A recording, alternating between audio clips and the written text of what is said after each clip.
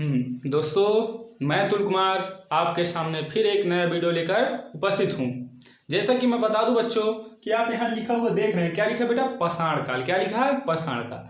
तो मैंने एक स्पेशल रणनीति बनाया हूँ। क्या बनाया बेटा? रणनीति बनाया हूँ। एक मतलब मापदंड तैयार किया हूँ इतिहास का, कि जैसे कि आप छोटे मोटे एग्जाम देंगे या बड़े बड़े भी एग्जाम देंगे, उन एग्जामों को आप कैसे इतिहास से डर खत्म कर दें कि इतिहास है ही नहीं है कुछ। क्या इतिहास कुछ है ही नहीं, आपका डर बिल्कुल खत्म। जैसे कहते नहीं कि मैथ का डर खत्म, तो हम इतिहास का डर खत्म कर देंगे आपको। तो उसी डर को खत्म करने के लिए पहले मैं सर्वप्रथम प्राचीन इतिहास को खत्म करेंगे। किसे खत्म करेंगे बेटा? प्राचीन इतिहास। फिर धीरे धीरे मध्यकालीन इतिहास, फिर इसके बाद आधुनिक इतिहास। लेकिन हमारी पहली फोकस कहे में रहेगी बेटा? लगभग 15 से 20 वीडियो में आपको प्राचीन इतिहास हम खत्म कर देंगे। और साथ में हमारी स्पेशल रणनीति ये भी रहेगी कि जो चीज़ हम पढ़ाएं, बेफालतू की चीज़ें पढ़ाने की कोई ज़रूरत नहीं है। ऐसी ही चीज़ों का पढ़ाया जाए जो आपकी उपयोगी हों, वही चीज़ें हम मात्र आपको बताएंगे। चलिए दोस्तों, अब इसी माध्यम से हम आगे बढ़ते हैं कि हमें करना क्या है। और साथ में एक हमारी अपील या गुजारिश ये भी है कि आप इस वीडियो को पूरा से पूरा देखने का प्रयास किया करें।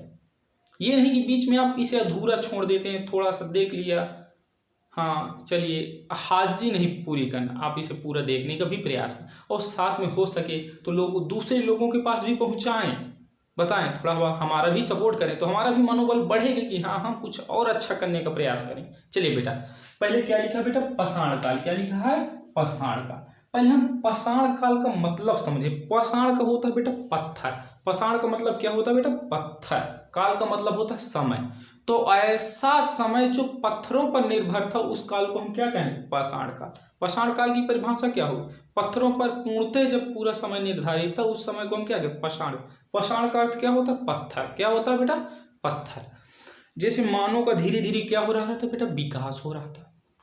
अब तुम जानते हो मानव एक ऐसी प्राणी है कि वो निरंतर अपना विकास करता रहता है। ये नहीं कि चले ठीक है हम इतने हो गए तो इतने में शांति कर, नहीं। मानव के अंदर शांति तो है ही नहीं है, रुकने की इच्छा तो उसके है ही, उसको हमेशा निरंतर आगे बढ़ने का प्रयास रहता। तो मानव, आदि मानव को धीरे धीरे विकास हो रहा। उसी विकास में पहला काल जैसे हमें अध्ययन करने में आता है, कौन सा काल आता है बेटा? पाषाण काल। क्या आता है? पाषाण काल। तो हमने देखा कि पाषाण का मतलब क्या होता है? पत्थर। काल का मतलब समय। तो मतलब पूर्णतः जब मानव पत्थरों पर निर्भर था, उस काल को हम क्या कह दिया? पाषाण काल। क्या कह दिया बेटा?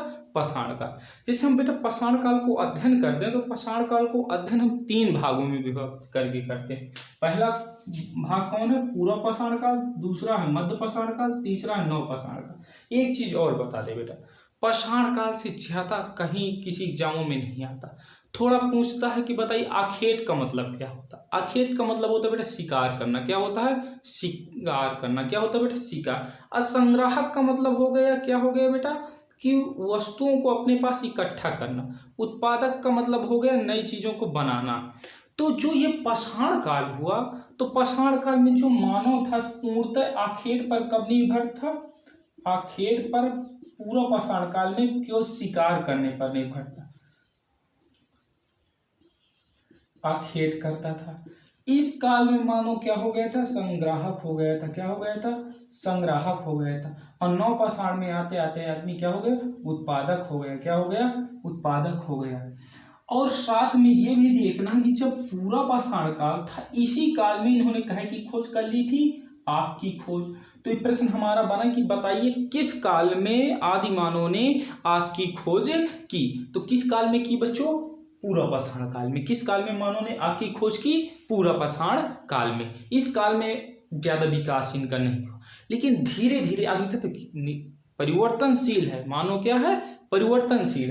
परिवर्तनशील में अगला काल आया मध्य पाषाण काल। इस काल में ये अपने थोड़ी थोड़ी झोपड़ियां बनाने लगा। क्या बनाने लगा? झोपड़ियां बनाने लगा। अब पशुपालन भी करने लगा। तो इसी में पशुपालन में बात की जाए तो इसने पहला जो पशु पाला, उस पशु का, मानव का पहला पालतू पशु कौन था? कुत्ता। ये बहुत इंपॉर्टेंट प्रश्न है कि मानव का पहला पालतू पशु कौन सा है? कुत्ता है। क्या है? कुत्ता। धीरे धीरे अपनी झोपड़ियां घास फूस की क्या बनाने लगा? झोपड़ियां बनाने लगा। अब देखो एक प्रश्न और बनता है कि जो वर्तमान के अनाज हैं, इनका पूर्वज क्या है? पुराने समय की क्या है? घासें हैं। जो आदि मानव था ये अपनी झोपड़ियों में घास उठा के क्या करता था, रखता था।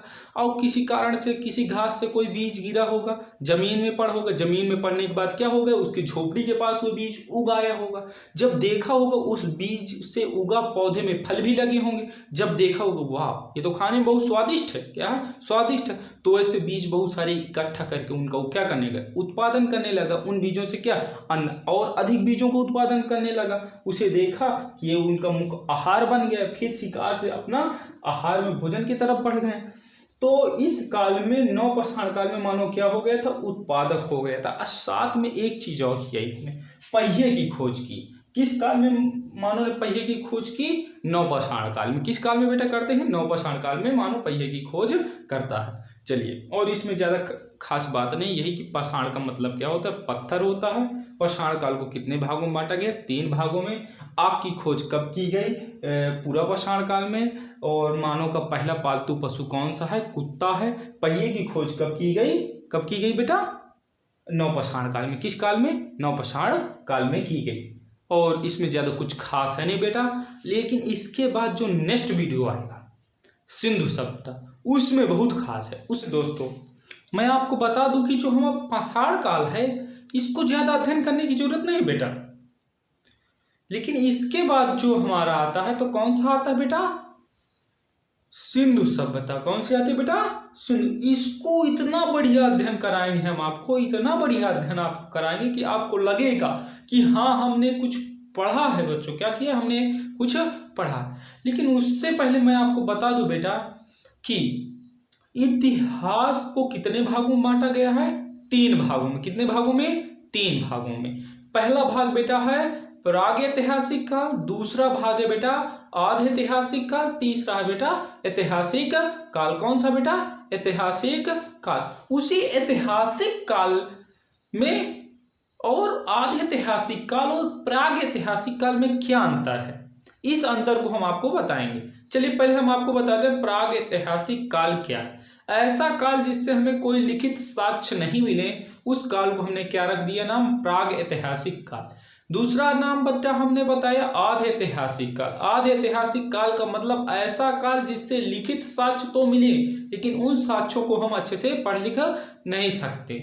इसके बाद आता है बेटा ऐतिहासिक साक्ष्य, ऐसा साक्ष्य जिससे हमें लिखित सामग्री मिली और साथ में उस सामग्री को हम क्या कर सकते हैं बेटा, पढ़ सकते हैं। तो उस समय को हम क्या कहेंगे, ऐतिहासिक काल कहेंगे। देखिए प्रागैतिहासिक काल में तो हमारा कौन सा आ गया, पाषाण काल आ गया। क्या आ गया बेटा, पाषाण काल।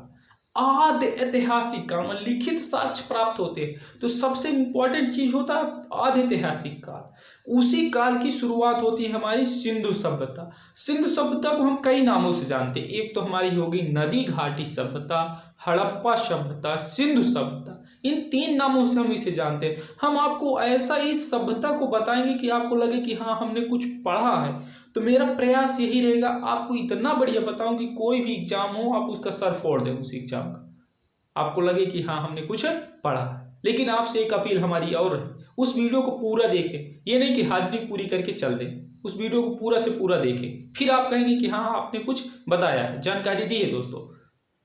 और साथ में ये कि अपने दोस्तों को भी पता है, थोड़ा हमारा भी सपोर्ट करें कि हमारा भी मनोबल बढ़ सके।